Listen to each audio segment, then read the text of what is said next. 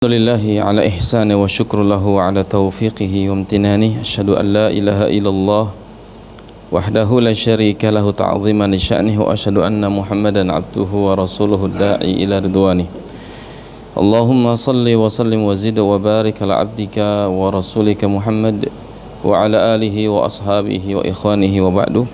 Ikhwani fi din azakumullah. Puji syukur senantiasa kita panjatkan kepada Allah Azza wa Jalla.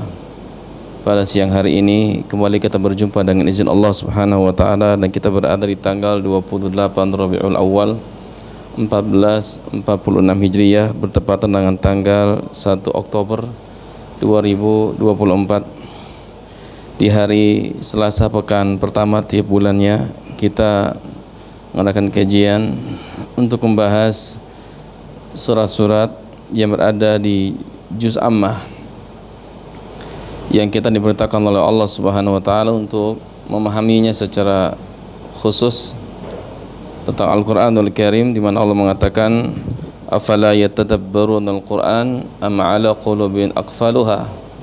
Mengapa mereka tidak mau mentadabburi Al-Qur'an atau hati mereka ada gemboknya.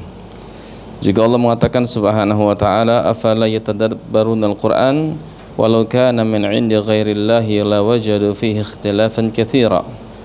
Kenapa mereka tidak mau mentadabburi Al-Quran kalau sekiranya Al-Quran itu bukan datang dari sisi Allah Subhanahu wa ta'ala?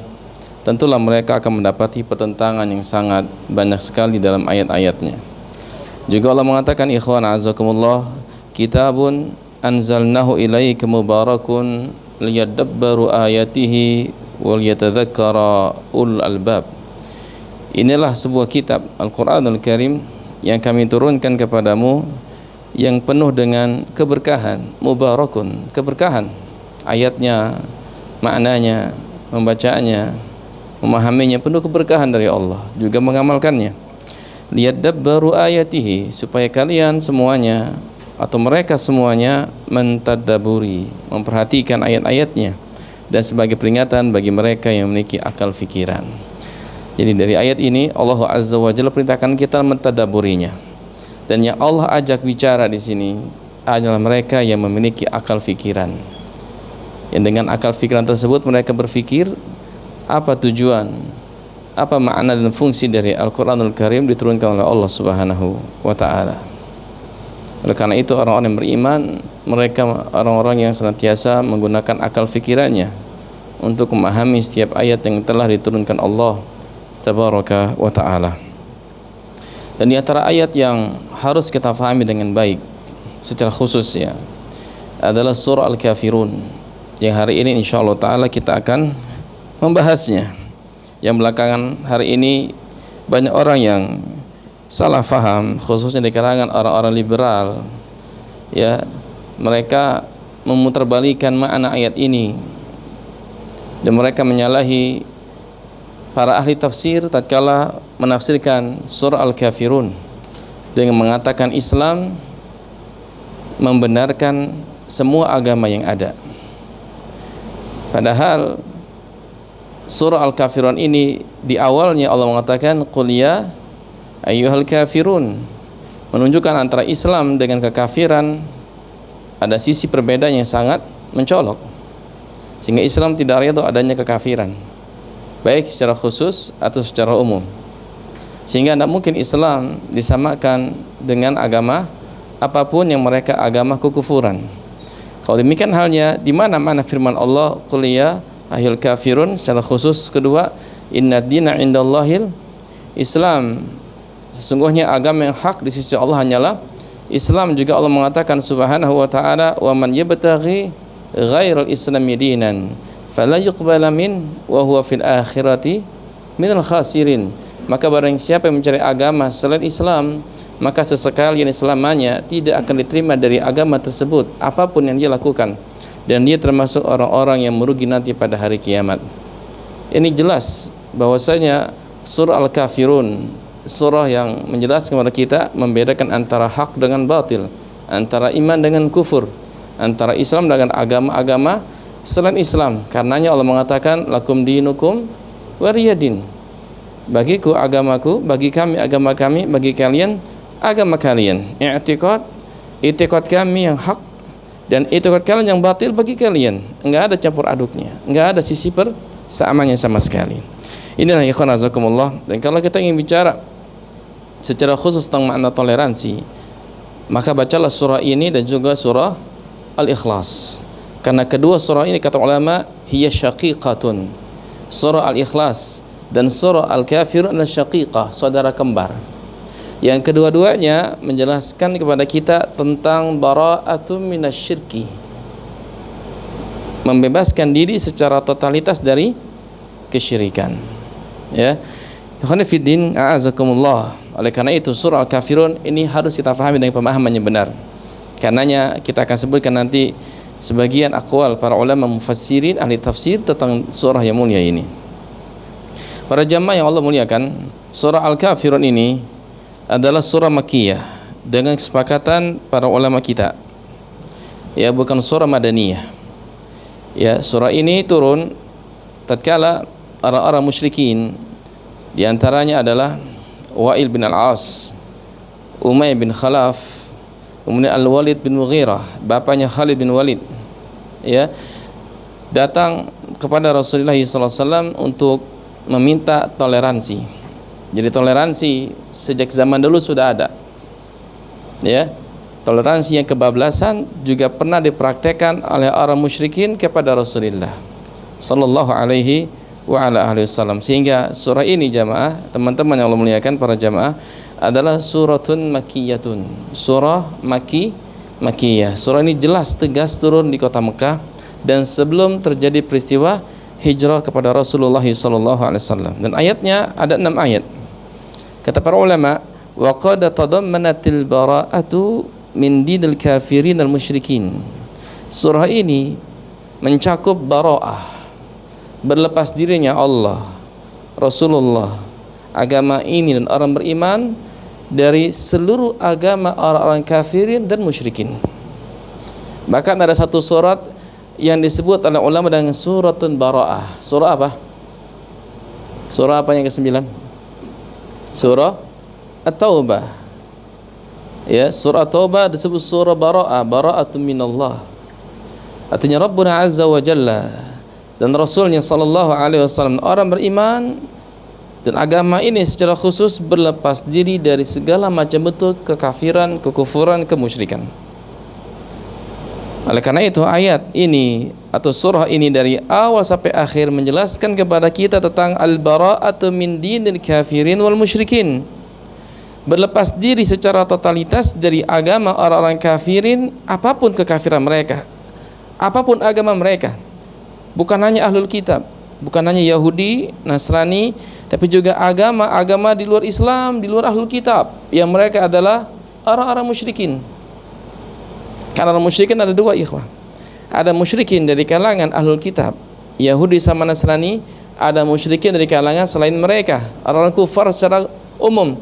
Karenanya Allah mengatakan dalam surah Al-Bayyinah, apa ayatnya? Lam yakunil ladzina kafaru min ahlil kitabi wal musyrikin. Itu ayat tersebut menjelaskan bahwasanya orang kafir ada 2, ada kafir ahlul kitab, ada kafir selain mereka. Al-musyrikin ahlul kitab, ada musyrikin selain ahlul kitab. Oleh karena itu surah ini sekali lagi berlepas dirinya Islam, Allah dan Rasulnya serta orang-orang beriman dari agama kekafiran dan agama kemusyrikan apapun. Wa min ma'budatihim, dan dari bentuk ibadah-ibadah dan Tuhan-Tuhan mereka selain Allah tabaraka wa ta'ala. Sehingga tidak boleh memasukkan dalam agama ini bentuk peribadatan orang kafir ke dalam Islam, ucapan atau perbuatan atau hari-hari perayaan. Tidak boleh kita masukkan ke dalam agama kita bentuk perayaan orang musyrikin, bentuk perayaan orang kafir, bentuk ucapan, ya, orang-orang kafirin ke dalam agama kita. Apapun itu, atau simbol-simbol agama di luar Islam tidak boleh kita masukkan ke dalam agama kita. Karena agama manapun, agama siapapun selain agama Allah dan Rasulnya, agama kafirin, agama musyrikin. Ini harus tegas, sebagaimana mereka tegas dengan agama mereka terhadap agama kita, ya, tanpa kita harus memaksa mereka masuk ke dalam agama kita. La ikraha fid din, kata Allah. Tidak ada pemaksaan untuk masuk ke dalam agama. Yang mau kufur, kufur, tafadhal. Yang mau iman, iman, silakan. Kedua-duanya ada konsekuensinya nanti di hari kiamat oleh Allah SWT. Bahkan di dunia. Di dunia ada konsekuensinya. Orang yang masuk Islam kita sebut muslimin atau mukminin atau mukminun. Dan orang di luar Islam kita sebut kafirin. Itu istilah dalam agama kita yang harus kita pegang. Entah mereka punya istilah apa, silahkan, terserah mereka. Kita nggak akan mencampur adukan keyakinan mereka dengan keyakinan kita sebagai orang-orang yang beriman kepada Allah. Ya. Dan kemudian ikhwan, para jemaah memuliakan, wa i'lan at-tamayyuz anhum bi'ibadatillahi wahdah. Dan surah ini sebagai i'lan, bentuk pengumuman secara tegas akan sisi perbedaan antara kita dengan mereka dalam hal ibadah kepada Allah Rabbul Izzati wal Jalal.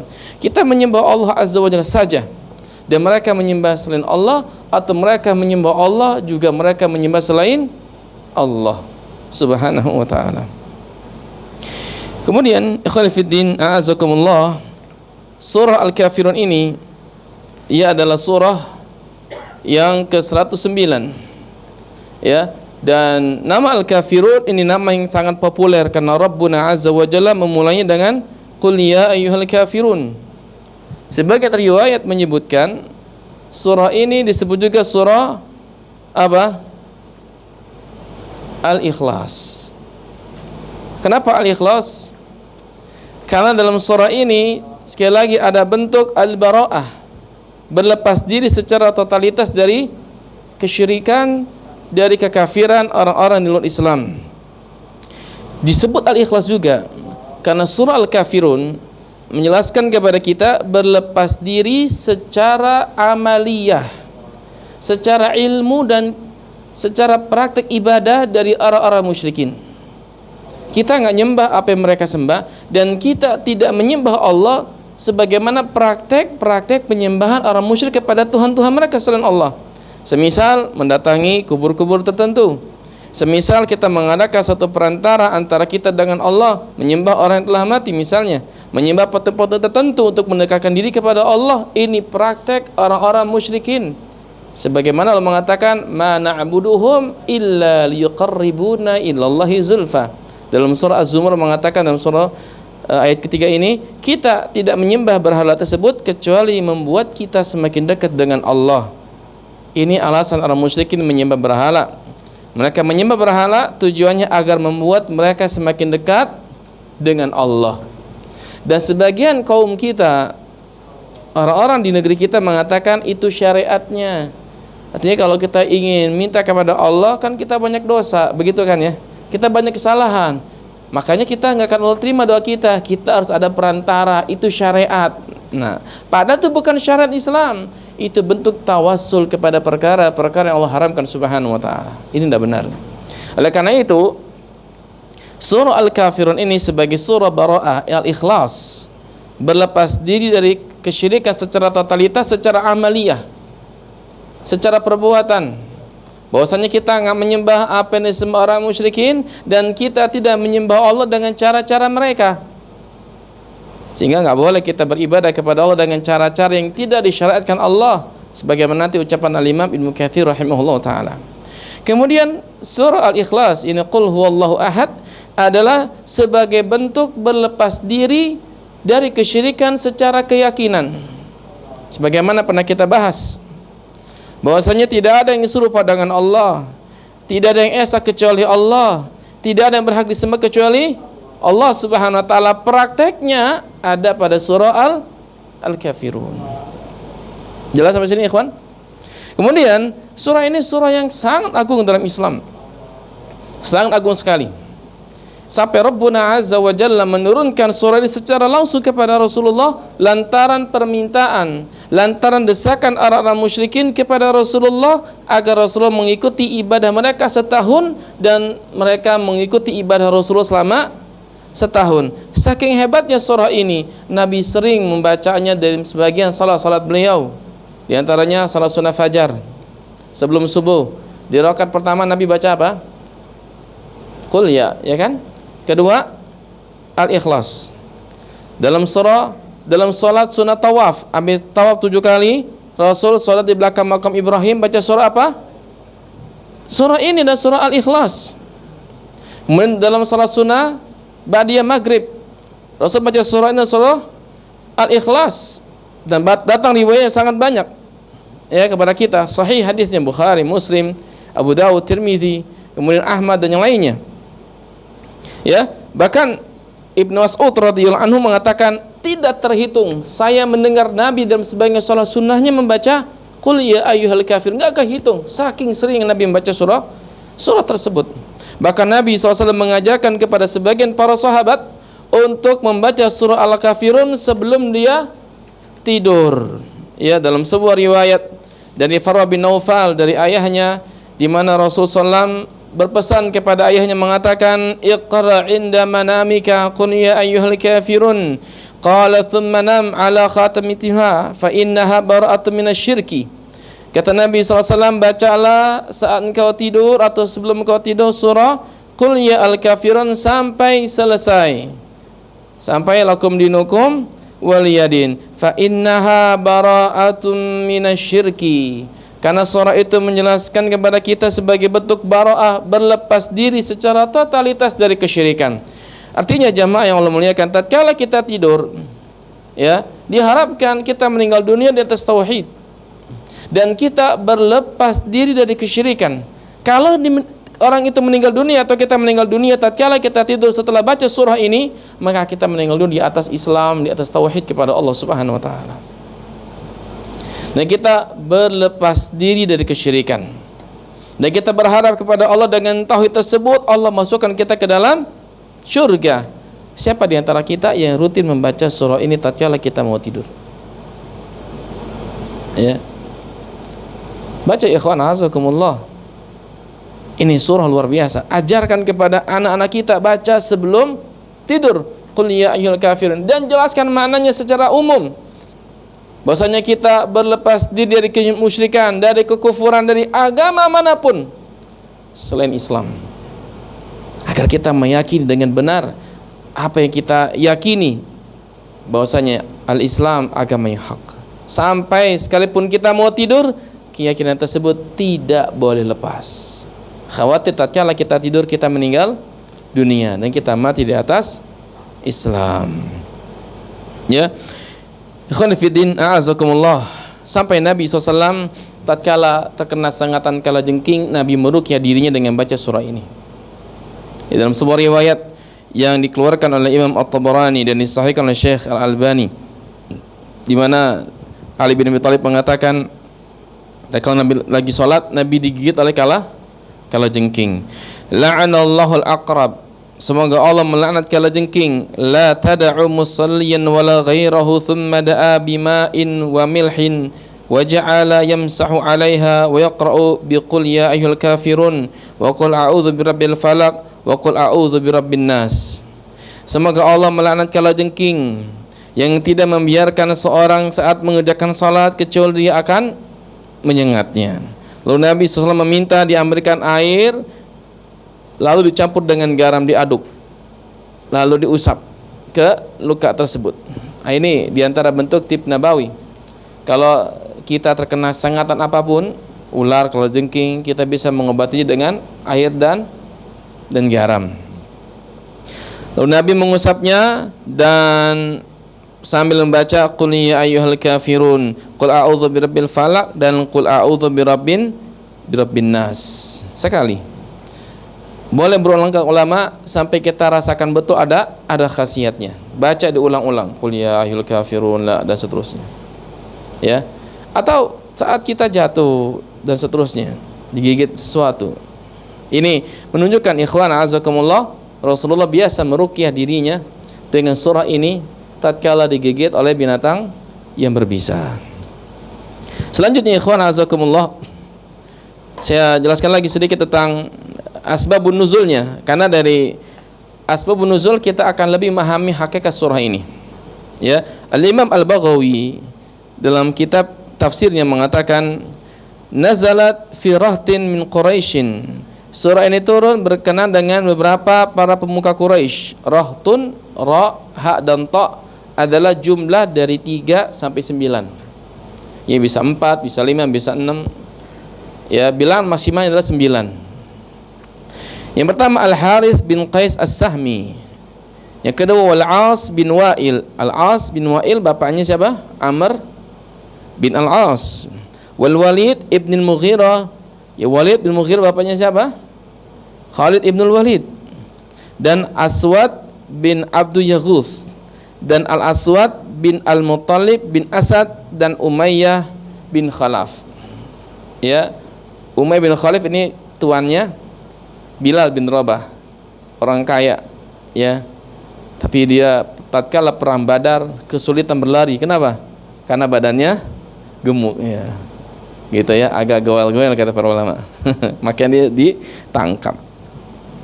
Qalu, mereka mengatakan, ya Muhammad, halumma fattabi. Hai Muhammad, kemari. Ikutilah kami. Fattabi dinana wa nattabi'u dinaka. Ikutilah agama kami, niscaya kami akan ikuti agamamu. Wa nasyrukuka fi amrina kulli, dan ikutlah bersama seluruh urusan kami, yakni kepada ibadah-ibadah kami, ikutlah bersama kami, ikutlah masuk ke dalam agama kami. Ta'budu alihatana sanatan wa na'budu ilahaka sanatan. Engkau sembah Tuhan-Tuhan kami Lata, Uzza dan sebagai 1 tahun, kami juga akan mengikuti atau menyembah Tuhanmu selama 1 tahun. Lihat, ini toleransi bukan? Toleransi yang kebablasan. Toleransi model kayak gini itu udah lagu lama, kaset kusut. Zaman dulu sudah ada. Tawaran-tawaran seperti ini sudah ada. Bahkan hampir tiap kali Nabi ditawarkan seperti itu. Dalam satu riwayat kata Al-Imam At-Tabari rahimahullah menukil ucapan Ibnu Abbas, datang gerombolan orang-orang musyrikin mengatakan, ya Muhammad, kami kumpulkan harta buat engkau agar engkau paling kaya di sini. Kami kumpulkan para wanita yang paling cantik agar engkau bisa nikahi mereka.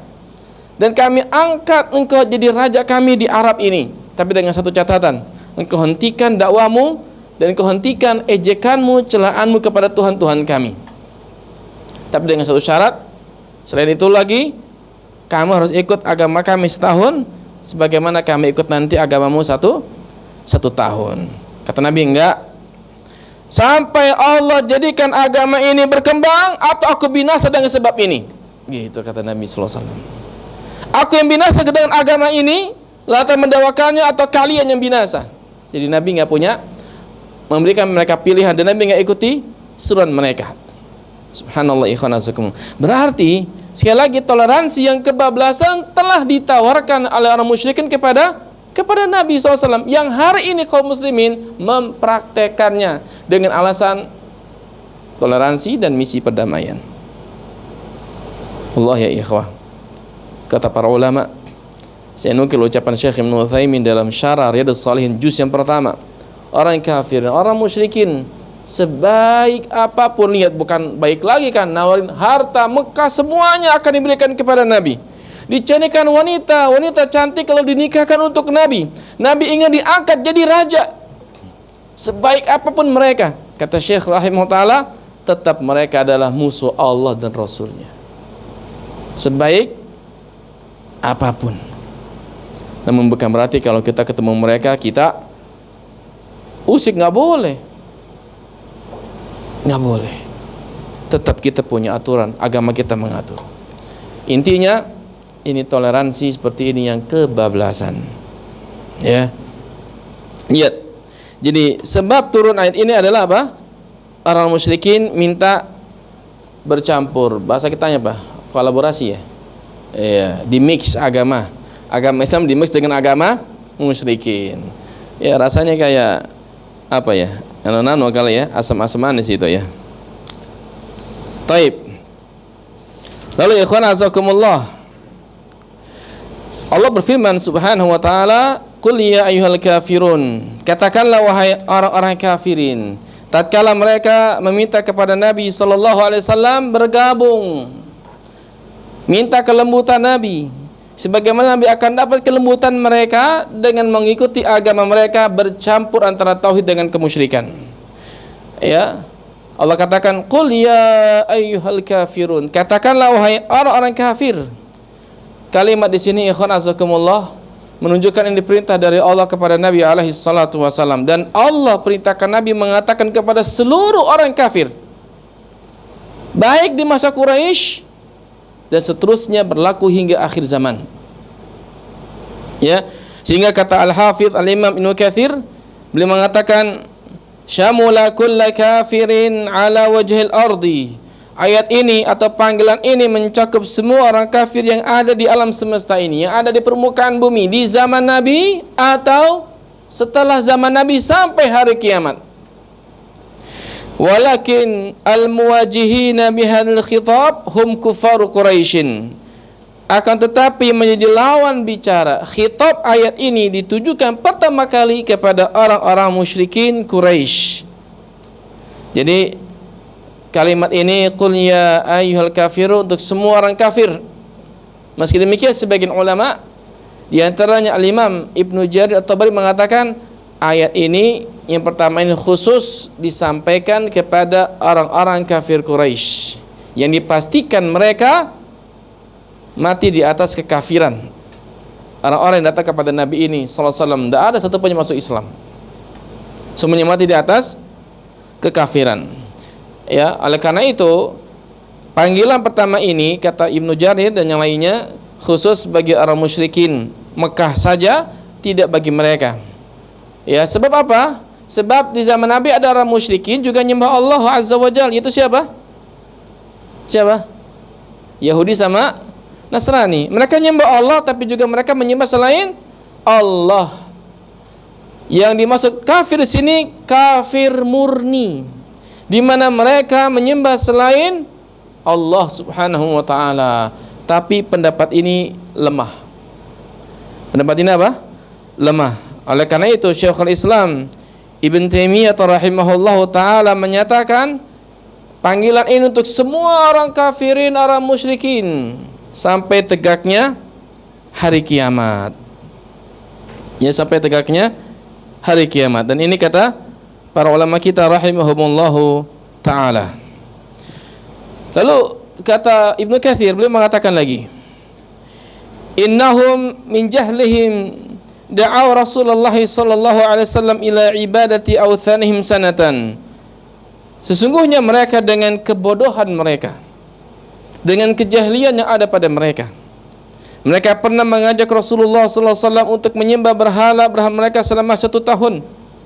Wa ya'buduna ma'buda sanatan. Lalu mereka pun menyembah sesembahannya selama 1 tahun. Jadi nyembah Allah setahun, nyembah Lata, nyembah Uzza, nyembah Hubal, nyembah Manat setahun.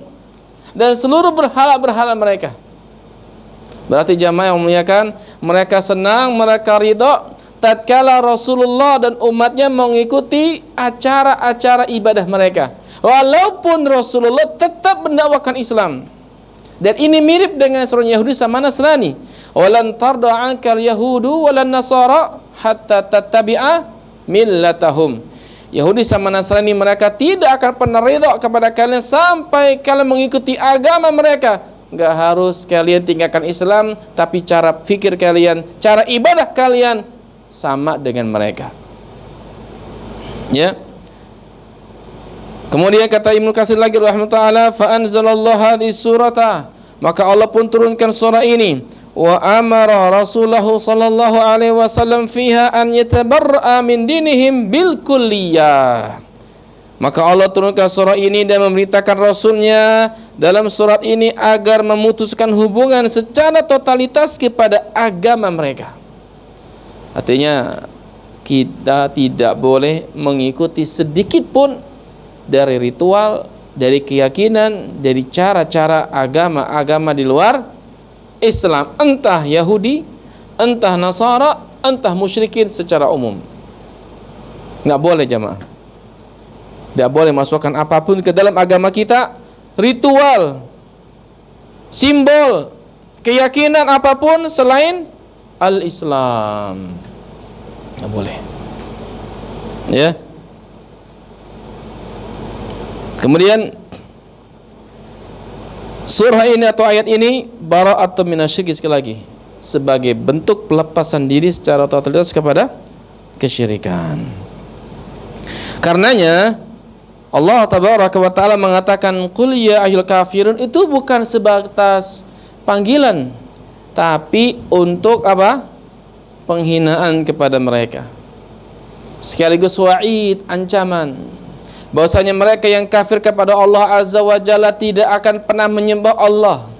Mereka yang hidup di atas kekafiran tidak akan pernah menyembah Allah Subhanahu wa taala, dan kami kaum muslimin tidak akan pernah menyembah Tuhan mereka.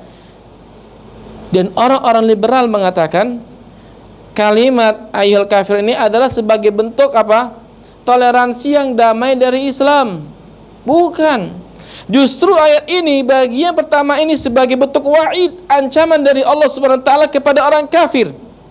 Karena selamanya setelah itu mereka tidak akan menyembah Allah, dan kaum muslimin tidak akan menyembah Tuhan mereka, dan bagi mereka apa yang mereka usahakan dari agama, lakum dinukum waliyadin, dan itu ancaman dari Allah Subhanahu wa taala, bukan toleransi yang penuh kedamaian dalam arti lembek dengan mereka, bukan.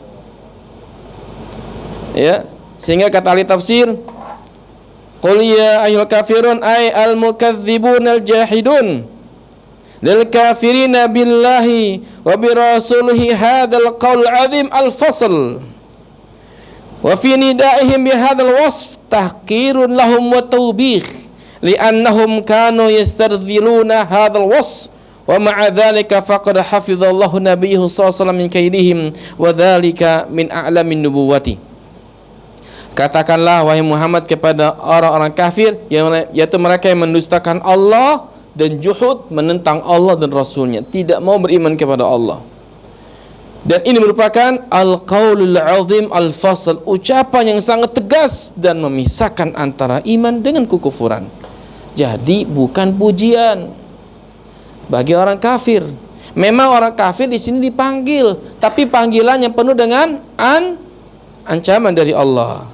Sehingga kata para ulama, wa fi nidaihim bi hadzal was tahqirun lahum wa tawbih.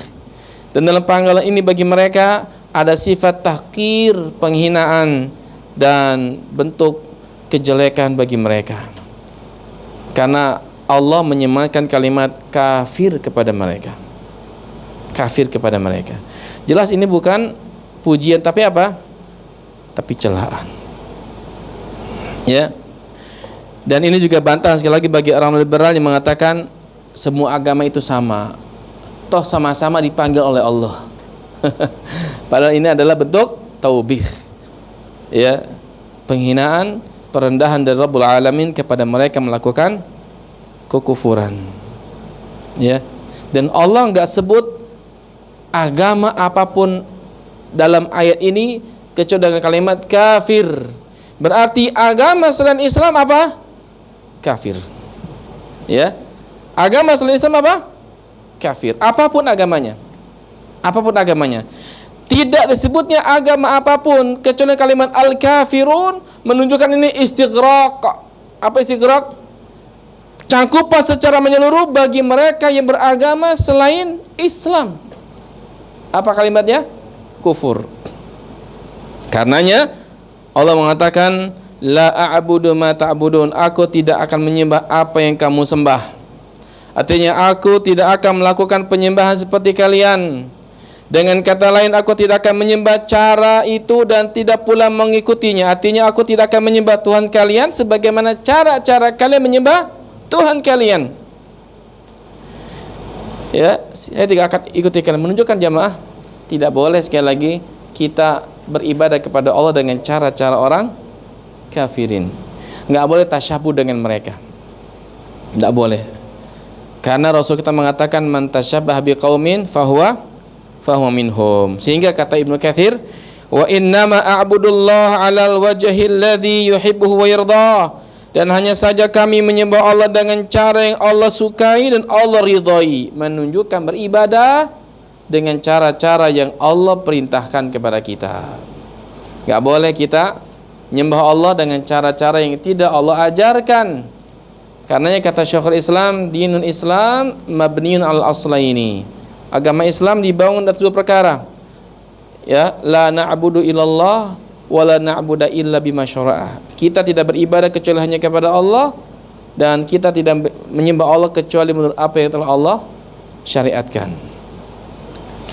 Lalu Allah mengatakan lagi, ikhwan, wala antum 'abiduna ma'abud, dan kamu bukan penyembah Tuhan yang aku sembah. Yani orang musyrikin, orang kafirin tidak akan pernah menyembah Allah selama mereka di atas kekafiran. Selama mereka di atas kekafiran. Abidum ma ini untuk masa sekarang dan akan datang. Selama kekafiran melekat pada mereka, selamanya mereka enggak akan menyembah Allah Subhanahu wa taala. Karenanya Allah melanjutkan, wala ana abidum ma'abattum. Aku tidak akan pernah menjadi penyembah apa yang kamu sembah. Ini untuk masa yang akan datang. Orang beriman tidak akan pernah menyembah Tuhan apapun dan Tuhan siapapun kecuali Allah, sekarang dan akan datang. Ini menunjukkan jamaah ikhwan fiddin a'azakumullah, keimanan dan kekafiran selamanya tidak akan pernah bersatu. Keimanan dan kekafiran selamanya akan berpisah. Orang yang benar-benar beriman kepada Allah tidak akan mau menyembah selain Allah, dan orang yang tidak beriman kepada Allah, dia tidak akan mau juga menyembah Allah selama dia tidak meninggalkan kekafirannya. Ya. Oleh karena itu Allah melanjuti lagi, wala antum abiduna ma'abud, dan kamu tidak pernah menjadi penyembah Tuhan yang aku sembah. Ini kalimat fasl, kalimat pamungkas. Jadi Allah bahasanya penekanan di sini, Allah ulang kalimatnya, wala antum abiduna ma'abud di ayat ketiga, Allah ulang di ayat kelima, wala antum abiduna ma'abud. Kalau ayat ketiga itu masa saat itu, dan ayat kelima untuk masa yang akan datang. Artinya selamanya, sekali lagi, orang kafir, orang musyrik, apapun agama mereka selain Islam, mereka tidak akan pernah menjadi para penyembah Allah Subhanahu wa taala secara ibadah. Lihat, mereka ketika menyembah selain Allah, apa yang mereka sebut kalau mereka menyembelih? Nama selain Allah Subhanahu wa taala. Tatkala mereka menyembah, siapa yang mereka sembah? Berhala-berhala selain Allah Subhanahu wa taala. Ya, begitupun kaum muslimin. Kaum muslimin tidak akan pernah menyembelih kecuali atas nama Allah. Kaum muslimin tidak akan sujud kecuali hanya kepada Allah. Orang beriman tidak akan pernah minta kecuali hanya kepada Allah. Orang beriman tidak akan tawakal kecuali hanya kepada Allah Subhanahu wa taala. Berarti orang beriman sampai seterusnya tidak akan pernah menyembah kecuali hanya menyembah Allah. Orang kafir sampai seterusnya tidak akan menyembah kecuali menyembah selain Allah Subhanahu wa taala. Sehingga kata Ibnu Katsir, la taqtadiduna bi awamirillahi wa syar'ihi fi ibadatihi. Maksudnya kalian orang musyrikin tidak usah ngikutin perintah Allah, tidak usah ngikutin perintah Rasulullah dalam ibadah kepada Allah. Bahkan kalian suka melakukan hal-hal yang aneh-aneh dalam ibadah kalian kepada Allah Subhanahu wa taala. Di sini teman-teman yang memuliakan, orang kafirin tidak boleh memakai simbol-simbol Islam, sebagaimana kita tidak boleh memakai simbol-simbol mereka. Oleh karena itu orang-orang musyrikin di masa silam tidak boleh mengenakan pakaian hijab. Kenapa? Karena kalau mereka pakai hijab mirip dengan orang muslimah, sehingga itu membuat mereka saru. Tak boleh. Justru mereka melepas pakaiannya untuk membedakan dia bukan muslimah. Tak boleh. Pun kita juga nggak boleh mengikuti adat-adat mereka, tata cara mereka berpakaian, kalau haram. Makanya Allah wajib mereka menggunakan jilbab syar'i bagi para wanita muslimin. Para laki-laki yang lainnya nggak boleh mengenakan simbol-simbol agama mereka selama-lamanya. Tidak boleh. Ya. Kemudian di ayat terakhir, Rabbuna Azza wa Jalla mengatakan, lakum dinukum waliyadin. Bagimu agamamu, bagiku agamaku. Dan ini sama dengan firman Allah tabaraka wa taala, wa in kadzdzabuka faqul li amali wa lakum amalukum antum bari'una mimma a'malu wa ana bari'un mimma ta'malun. Jika mereka mendustakan engkau wahai Muhammad, maka katakanlah, bagiku amalku dan bagimu amalmu, yakni bagiku agamaku, bagimu agamamu. Kami berlepas diri dari apa yang engkau amalkan dalam agamamu, sebagaimana aku berlepas diri dan kalian berlepas diri dari agamaku. Jadi Nabi berlepas diri dari mereka sebagaimana mereka berlepas diri dari siapa? dari Nabi SAW. Ya. Dan juga Allah mengatakan lana a'maluna walakum a'malukum. Bagi kami agama kami, bagi kalian agama kalian. Sehingga hal ini menunjukkan kepada kita ikhwah, tauhid dan kesyirikan tidak mungkin bisa bersatu. Tauhid dengan kesyirikan enggak akan mungkin bisa disamakan. Bagaimana mungkin agama kita akan sama dengan agama di luar Islam? Sehingga orang-orang yang memiliki pemahaman terbalik tentang ayat ini. Sebagian tokoh-tokoh rebel mengatakan, ya ahlul kitab ta'alau ila kalimatin sawa'in bainana wa bainakum. Wahai orang-orang ahlul kitab, marilah bersama kami di sini. Kemarilah kita bersepakat tentang satu kalimat yang sama antara kami dengan kalian. Diputus sampai situ. Lanjutin dong mas ayatnya. Allah na'budah illallah. Tidak beribadah kecuali hanya kepada Allah Subhanahu wa taala. Ya. Jadi jamaah yang memuliakan, ayat ini bagi terakhir ini sebagai pamungkas yang tegas bagi kita. Agama kita ditegakkan di atas tauhid. Sehingga Allah Rabbul Alamin mengatakan dengan tegas kepada orang-orang Islam, qul ya ayyuhal kafirun. Ada pelajaran yang bisa kita petik. Yang pertama dari surah ini, penjelasan tentang pentingnya ikhlas kepada Allah. Orang-orang yang mengerjakan ibadah tidak ikhlas kepada Allah mirip dengan orang musyrikin. Makanya agama atau amal yang paling besar di sisi Allah al-ikhlas. Wa ma umiru illa liya'budullaha mukhlishina lahuddin. Dan tidaklah mereka diperintahkan kepada Allah kecuali agar mengikhlaskan agama kepada Allah. La syarikalah dalam satu ayat, wa bidzalika umirt wa ana awwalu al-muslimin. Demikianlah yang diperintahkan Allah kepadaku dan aku menjadi orang pertama kali berserah diri kepada Allah Subhanahu wa taala. Yang kedua jamaah, wajibnya berlepas diri dari kesyirikan dan para pelaku kesyirikan. Ini makna Islam loh. Kita dikatakan Islam karena dua perkara. Yang pertama kata ulama, ya, al-istislamu lillahi bitauhidi wal inqiyadu bi taati. Berserah diri sepatunya kepada Allah dengan mentauhidkan Allah dan menjalankan ketaatan kepada Allah. Ini poin pertama. Yang kedua, wal bara'atu minasyirki wa ahli. Berlepas diri dari kesyirikan dan para penganut kesyirikan. Dan ini ucapan Ibrahim. Ya. Apa kata Allah? Qad kanat lakum uswatun hasanatun fi Ibrahim walladzina ma'ahu idh qalu liqaumihim inna bura'u minkum wa mimma ta'buduna min dunillah kafarna bikum wa bada bainana wa bainakumul adawatu wal baghdha'u abada hatta tu'minu billahi wahda. Sungguh telah ada bagi diri kalian teladan terbaik pada diri Ibrahim dan orang-orang bersama mereka tatkala mereka berkata kepada kaumnya, sesungguhnya kami berlepas diri dari kamu dan dari apa yang kamu sembah selain Allah. Kami ingkari kekafiranmu dengan nyata, antara kami dengan kalian ya ada permusuhan dan kebencian buat selama-lamanya sampai kamu semuanya beriman kepada Allah saja. Lihat. Jadi Ibrahim dan orang beriman berlepas diri dari kesyirikan dan para penganut kesyirikan. Sekalipun mereka adalah teman, saudara atau bahkan keluarga. Ya, kita berlepas diri dari mereka lantaran kesyirikannya. Ya, kita nggak boleh campur adukan agama kita dengan agama mereka.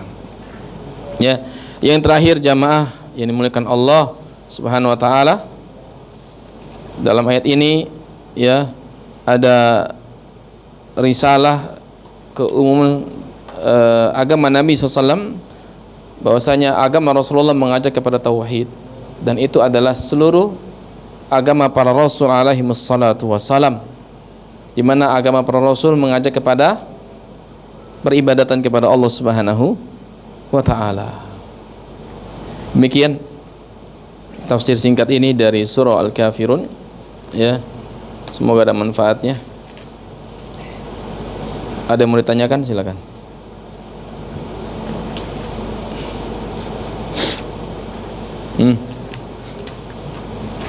Ada mau tanya? Baik.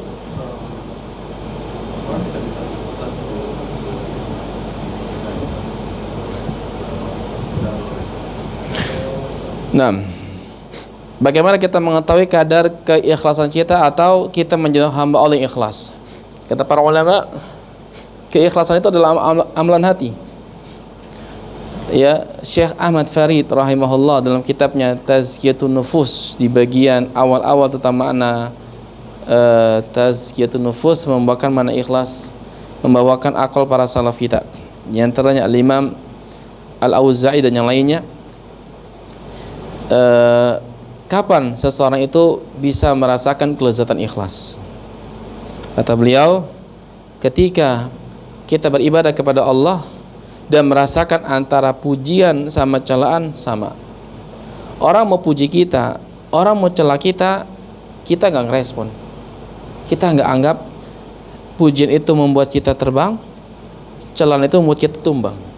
Sama aja, kita mau dipuji nggak dipuji itu bukan urusan kita. Karena kita beribadah hanya kepada Allah Subhanahu wa taala. Artinya, tatkala kita beribadah, ibadah apapun ikhwan, ya, pujian itu dan celaan yang dialamatkan kepada kita latar ibadah tersebut kita nggak anggap. Karena ada orang ketika dipuji dalam ibadah dia senang atau tidak? Senang, walaupun sebagaimana mengatakan itu diantara busyra, kabar gembira dari Allah Tabaraka wa Ta'ala, tapi itu hanya ziyadah, tambahan dari kebaikan, bukan asal. Sebab kalau kita ibadah asalnya ingin dipuji, maka kita riya. Tapi kalau kita ibadah kepada Allah dengan ikhlas, dengan baik, sesuai dengan sunnah Nabi SAW, datang orang memuji kita, itu adalah ziyadatul khair, tambahan kebaikan dari Allah Subhanahu wa taala yang Allah segerakan di dunia. Kita nggak minta kepada Allah, itu nggak masalah. Tetapi hati-hati lantaran kita sering dipuji atau kita sering memuji orang lantaran ibadahnya, bisa jadi amalnya tumbang dengan itu, bisa jadi keikhlasannya berkurang, bahkan bisa hilang. Ya, dan juga kalau itu mengerjakan amal soleh dia dicela, jadi hina, maka dia nggak akan pernah tumbang mengerjakan amal tersebut. Artinya terus, dia nggak akan pernah berhenti. Kan ada orang ketika mengerjakan amal soleh diejek, dia mundur kan? Ada gak? Ah, lo so alim lo, ngaji mulu gitu kan? Akhirnya nggak ngaji gitu. Ya, dia jangan so inilah ngasih tahu gitu kan. Udah biarin aja orang mau apa. Akhirnya kita nggak semangat lagi mengajarkan kebaikan kepada orang. Berarti kita takut dicela. Orang beriman tidak perlu pujian orang sebagaimana dia nggak takut celaan orang kepada dirinya. Nah, kalau kita bisa merasakan itu, kata ulama, baru kita ikhlas. Karena berarti kita sama-sama tidak mengharapkan pujian orang dan kita nggak takut dengan celaan orang kepada kita. Yang kita cari hanya apa? Ridho Allah Azza wa Jalla. Maka Nabi kan nggak pernah gubris orang itu mencela apa. Kalau Nabi menggubris celaan umat kepada beliau, maka Nabi nggak akan berdakwah. Ya, bahasa kitanya apa? Baper. Nabi disambit berdarah, kok nggak dakwah lagi? Sambitin gitu. Nabinya baper, nggak ada. Nabi terus dakwah, sabar. Dia nggak ingin pujian orang, sebagaimana nggak takut celaan orang. Satu. Yang kedua, kapan antum tahu amal atau ikhlas? Antum marah ketika antum dipuji. Dalam arti marah bukan mencak-mencak, tapi antum nggak mau dipuji. Antum segera taubat kepada Allah Subhanahu Wa Taala.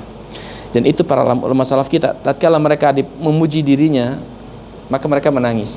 Contoh aja di zaman sekarang, Syekh Abdul Aziz bin Baz rahimahullah, tatkala mau ngisi muhadarah, banyak mahasiswa yang datang, lalu, ya Syekh, saya ingin bacakan syair buat engkau. Maka dibacakan syair. Di akhir syair tersebut ternyata pujian bagi Syekh bin Baz. Kata Syekh, hapus. Hapus, la ardo bihadza. Saya enggak reda dengan ini. Hapus, jangan kau terbitkan. Hapus semuanya. Maka Syekh menangis. Syekh bin Baz pun menangis rahimahullahu taala. Jadi takut ikhwan. Takutlah dari pujian. Ya. Karena kalau kita dipuji oleh manusia, itu bisa membuat kita tidak lagi berharap kepada Allah Subhanahu wa taala. Kalaupun datang pujian kepada kita dari manusia, itu hanya sebatas busyra dari Allah, dan itu ujian. Makanya para ulama salaf kita itu takut dengan popularitas. Kata Syalbani, az-zuhur turbulidz dhuhr. Popularitas menghancurkan tulang punggung. Artinya apa? Menghancurkan antum. Ya, makanya kita jangan sering memuji orang. Pujilah Allah. Alhamdulillah, semoga Allah buat antum istiqamah di atas Islam. Begitu aja. Masya Allah, antum luar biasa. Biasa di luar emang. Jangan, tapi sebut Allah, alhamdulillah. Semoga Allah jadikan orang istiqomah. Ya, dan juga kita semua begitu. Jadi kalau puji teman kita secara khusus juga sebut yang lainnya, ya. Semoga Allah jadikan antum orang yang saleh dan kita semuanya. Agar dia nggak merasa dikhususkan. Akhirnya dia jadi apa? Besar kepala. Gitu. Nah, kalau bisa baca buku itu. Karangan Syekh Dr. Ahmad Farid tentang makna ikhlas. Wallahu a'lam bishawab. Ada lagi ikhwah? Cukup ya? Nah, cukup. Sampai sini ikhwah. Nanti kita sambung surah berikutnya, surah Al-Kautsar, ya. Surah Al-Kautsar.